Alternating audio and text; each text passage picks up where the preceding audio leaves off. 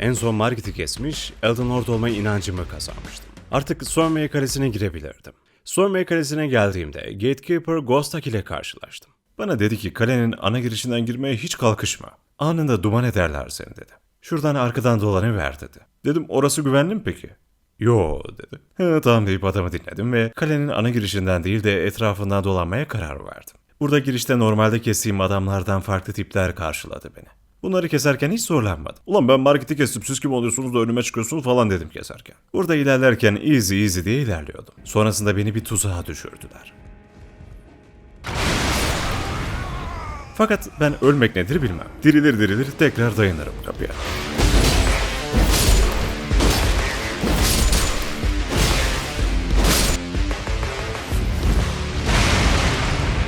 Tekrar bunları geçip ilerledim. Fakat normalden farklı, bir tık daha heybetli bir Night Şövalye gibi bir şeyle karşılaştım. Arkasından sinsice saldırdım. Fakat tüm canını alamadım. Hemen kalkıp birkaç hamlede indirdi beni. Tekrar geldim, tekrar indirdim.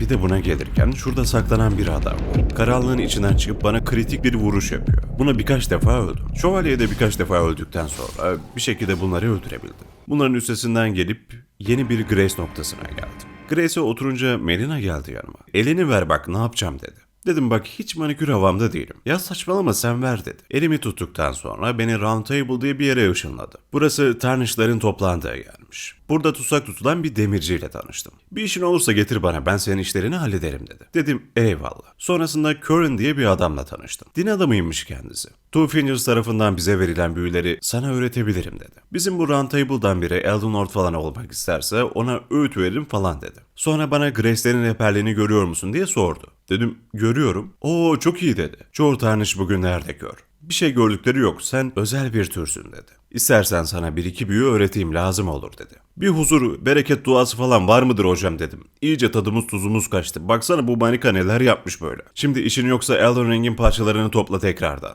Sorma ya Allah yardımcın olsun. Umarım Elden Lord olursun dedi. Sonra da ekledi. Büyü öğreteyim mi sana dedi. Ver hocam bir büyü siftahımız olsun deyip 1000 rüne Urgent Heal büyüsünü aldım. Flask'ımın yetmediği zamanlarda bana Curran hocamın ekstradan nefesiyle bir can sağlayacaktı. Ardından Dialos diye biriyle tanıştım. Bu da bir yardımcısı olan Lanya diye bir kızı kaybetmiş. Denk gelirsen muhakkak haber et dedi. Dedim haber ederim de sen burada ne duruyorsun o zaman boş boş gidip arasana kızı. Ben NPC'yim bana çok yüklenmiyor musun dedi. Haklısın dedim. Sonrasında odanın birinde değişik bir kadına karşılaştım. Adı Fiye'ymiş. Koşullar beni burada Round Table'da kalmaya zorladı. Dedim ne oldu be abla? Boş ver dedi. Sadece sarılmak istiyorum. Senden bir şey rica edebilir miyim? Kısa bir süreliğine sana sarılmamın sakıncası olur mu? Bu sana bir şampiyonun sıcaklığını verecek dedi. Dedim abla şu an yeni hocanın duasını aldım. Şimdi günaha girmeyelim ama ben hep geleceğim yine sarılırız olur mu? Sonra oradan gittim. Tekrardan Stormway Kalesi'ne ışınlandım. Artık birkaç arkadaşım vardı. Marika'yı çekiştirdiğim bir hocam bile vardı. Biraz daha kendimi iyi hissetmeye başladım. Stormway Castle'da ilerlemeye başladım. Üzerime fıçı atıp ortalığı alev yerine çeviren kuşlar çıktı karşıma.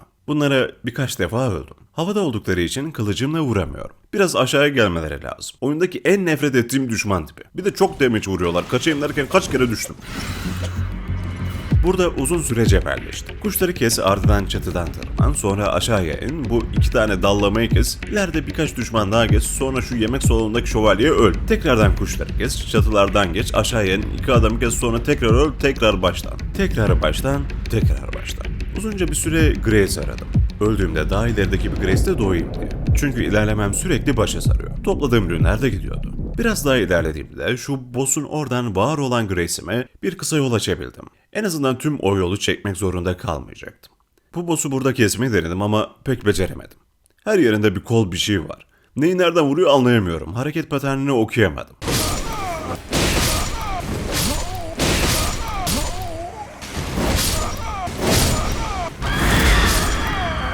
Buradaki boss'a daha sonra tekrar gelirim deyip oradan ayrıldım.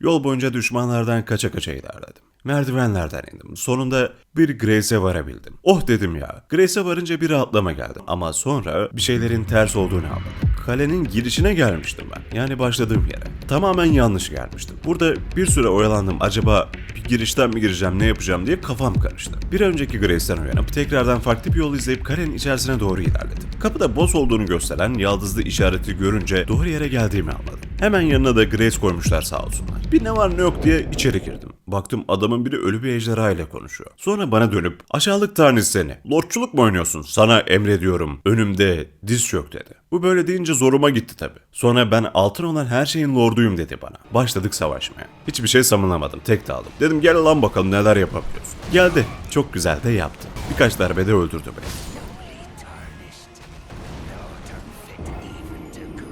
Grace de tekrardan uyanınca şöyle bir level'ıma baktım. Kendime baktım bir durdum, düşündüm böyle. Acaba ben şu an yetersiz miyim? Girip uğraşsam mı yoksa biraz daha mı güçlensem? Hemen şurada yanında bir dev vardı. Bunları kolay kesebiliyorum dedim. Gideyim level kasayım dedim. Ama buna da öldüm.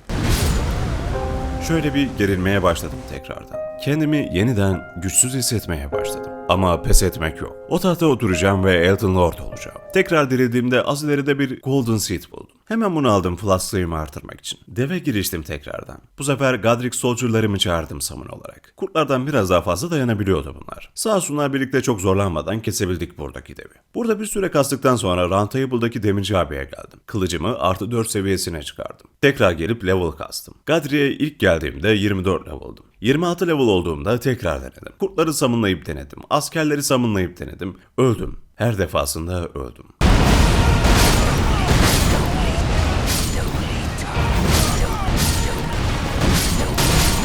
Gittim biraz daha devi kestim, sonra tekrar geldim yine öldüm. Bununla savaşırken Godric'e sordum.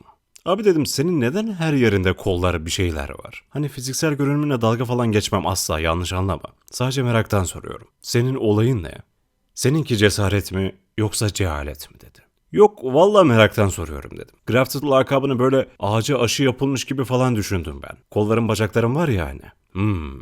Senin gibilerin anlamasını beklemem zaten. Ağaç mı?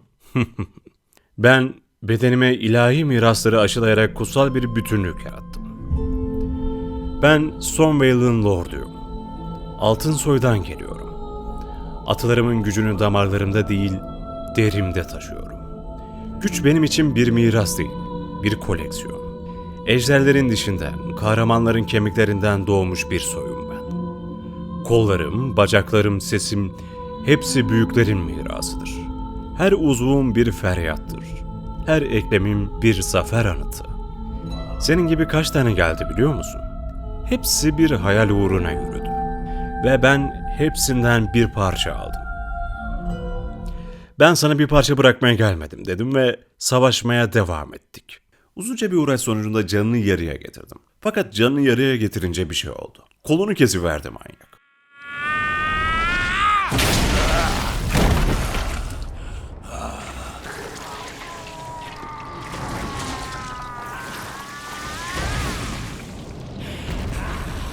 Ateşler falan çıkarmaya başladı. Dedim eyvah. Sonrasında beni ejderhanın ağzıyla alıp yere tükürüp öldürdü.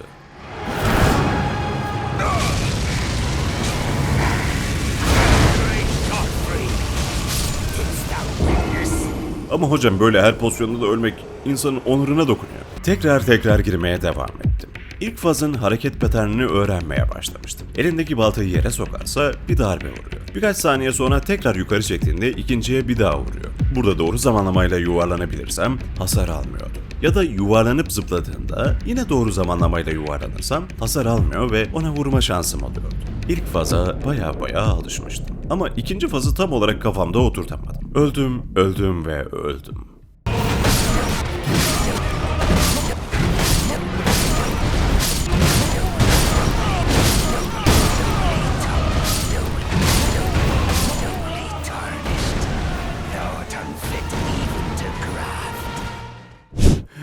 Abla vallahi çok vuruyor. İnsan gibi vurmuyor. Beni Antep fıstığı gibi ejderhanın ağzına alıp kavuruyor. Sonra da kabuğumu sıyırıp tükürüyor ya. Yoruldum ben artık. Özgüven falan kalmadı. Ben Elden Lord olamayacağım galiba. Varsa başka uygun biri o şey yapsın. Bak şurada Dialos var. Boş duruyor. O olsun. Sonra Fia kulağıma öyle bir konuşmaya başladı ki tüylerim diken diken oldu. Şşş, korkma, yolunu kaybetmedin. Her düşüş seni daha da yontuyor. Sen hala çelik olmamış bir kılıç gibisin. Ama ateş seni şekillendirecek. Ve unutma, ejderha seni kavuruyorsa demek ki içindeki altını hissetti. Yoksa uğraşmazdı bile. Sonrasında bana kutsamasını verip beni oradan uğurladı. Birkaç güzel sözün bana bu kadar iyi geleceğini tahmin bile edemezdim.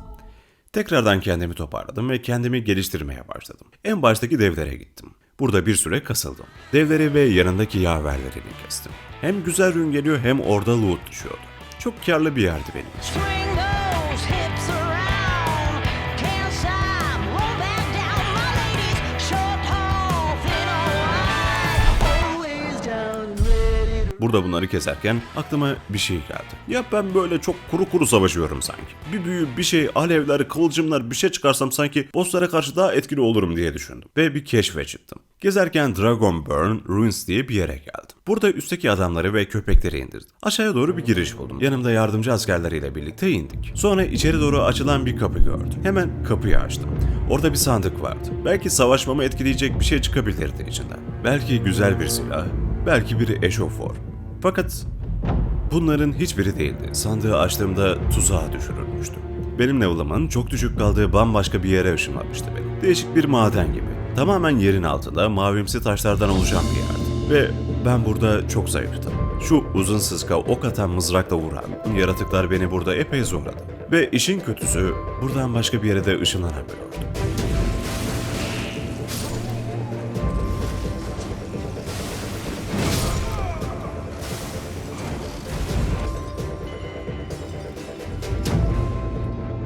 Hiç kimseye takılmadan bu madenden çıkınca bir rahatlama hissettim. Madenin güzelliği ve ışıltısı gerçekten göz alıcıydı.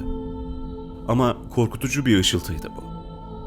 Dışarı çıktığımda ise bambaşka bir manzara karşıladı beni. Tamamen kan kırmızısına boyanmış bir gökyüzüyle karşılaştım. Atmosferin güzelliği benim buradaki acizliğimi unutturdu bana. Sadece izledim. Bu dünya beni gerçek manasıyla etkiledi. Göz kamaştırıcı manzarasıyla içimi ısıtırken bir yandan korkutmayı başarabilen bir yapısı vardı. Bu bölgeden hızla ışınlanabileceğim bir yere doğru gittim. Ardından kızıl toprağa sahip bu yerde yine ne olacağını umursamaz bir şekilde manzaranın tadını çıkardım.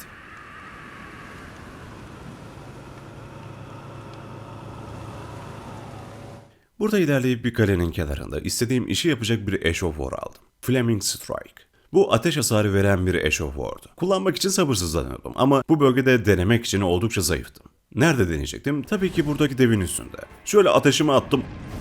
Of be dedim. Godric şimdi yaktım seni. Görelim bakalım sen mi yakacaksın beni ben mi yakacağım seni. Bu deneme devi. Artık daha fazla hasar verdiğimi görebiliyorum. Godric'i indirmeye adım adım daha da yaklaşıyorum.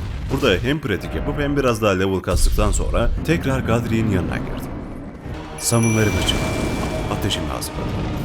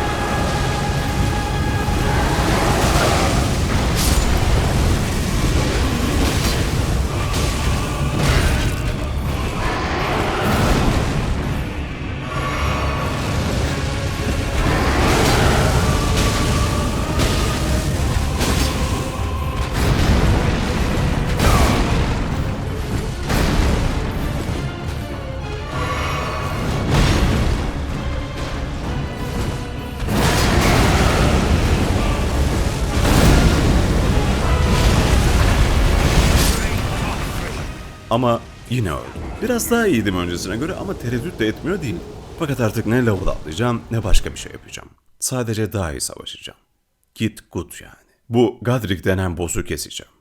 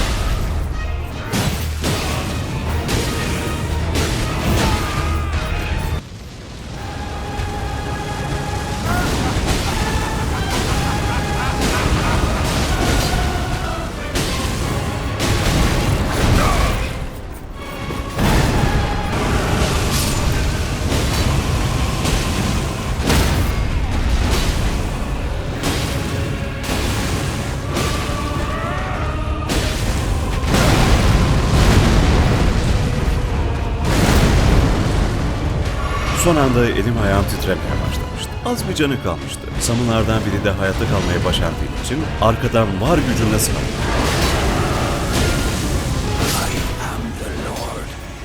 Ve en sonunda nihayet Godric'i indirebildim. Oh be! Ulan sonunda be, hasta ettin beni, hala giderken ben tüm altınların lorduyum falan diyor. Ya he abi dedim, tamam sensin. Godric inince Elden Ring'in parçalarından biri olan ilk Great Rune'ü almış oldum. Elden Lord olmanın ilk adımıydı bu. Eğer tüm bu Great Rune'leri toplarsam Elden Ring'i tekrardan bir bütün haline getirip Elden Lord olabilirdim. Sonrasında hemen buradaki Grace'e oturdum. Godric'ten gelen tüm rune'lerimle statlarımı yükselttim. Artık 33 level oldum. Biraz daha güçlendim, serpildim, kendime olan inancımı yeniden kazandım. Godric'i kestikten sonra bir NPC ile karşılaştım. Bana bir şeyler söyledi. Godric altın soydan geriye kalan bir lekeden fazlası değildi. Evet güçlüydü ama saygı değil, korku falan uyandırırdı. Leyendal'dan kovuldu bu, utanç içinde kaçtı. Kendi ailesi bile onu altın neslin sürpüntüsü diye onardı. Saklanacak yer bulamayınca bedenine kaçtı. Kendini güçlü değil başkalarının parçalarıyla büyüttü. Ama işte sonunda bir Tarnished geldi ve o karma bedenin içinde o boşluğu susturdu. Hatta bu Malenia dil uzattığı için Stormveil'e kadar gelip tek hamlede diz çöktürdü Godric'e. Godric Malenia'nın ayağına falan kapandı böyle, hayatını bağışlaması için.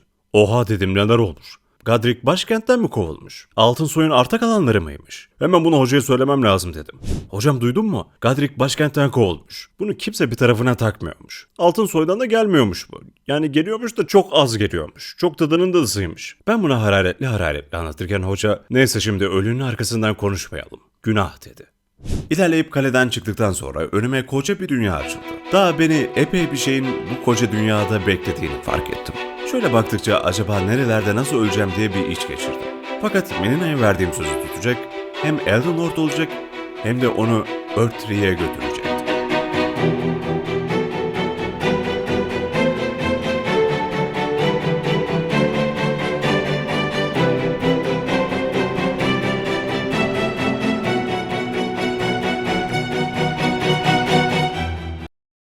Yok vallahi dinlemiyorlar hocam. Kaç kere dedim, kaç kere yazdım. Abone olun diyorum, beğenin diyorum. Bir yorum bırakın diyorum. Yok, tık yok. İzleyip kaçıyorlar hemen. Sanki abone olmak paralıymış gibi. 2 saniyeden ayırmıyorlar ya. Durum tam olarak bu hocam. Godric'ten beter haldeyim. Tabi sen de NPC'sin.